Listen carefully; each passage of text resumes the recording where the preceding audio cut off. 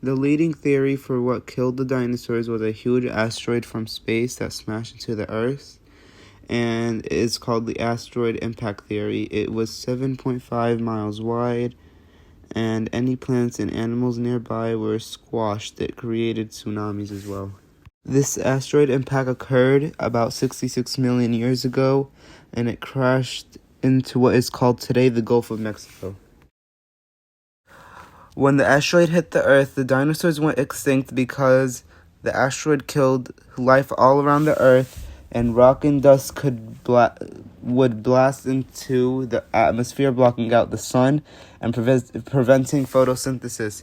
This would cause the death of plants, plant eaters, and then predators, and a large ocean wave occurred. In order for scientists to prove that an asteroid hit, they found clay. Below the clay, there is diversity of life, and above, very little life that is not unhealthy, and it was called the KT boundary.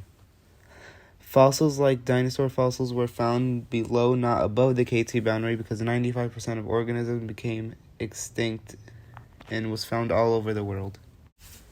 This all means that dinosaur fossils were found below the KT boundary, and a lot of extinct life and forms were big below the KT boundary, and forms are smaller above it. Since KT boundaries are found all over the planet, it shows dinosaur fossils. Volcanoes can't be the cause of the mass extinction because it is not worthy of destroying the entire globe. And clay was found, unlike igneous rock, which would be found in volcanoes, and clay is found in asteroids.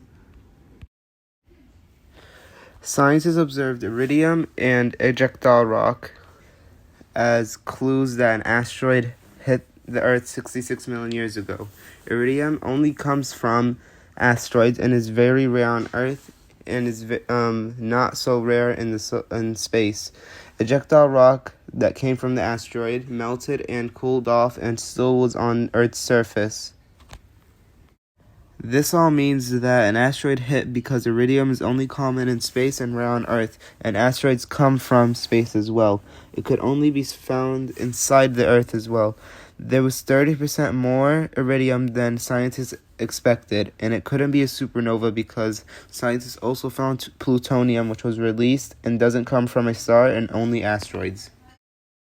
Lastly, in order for scientists to be sure that an asteroid hit the Earth to cause a mass extinction, they found large craters. Based on these large craters, scientists have been able to estimate the size of the impact.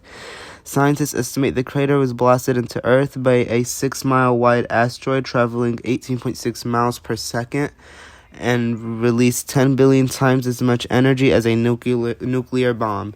And the blast itself wasn't the big killer in the impact scenario. It was the darkness that followed it.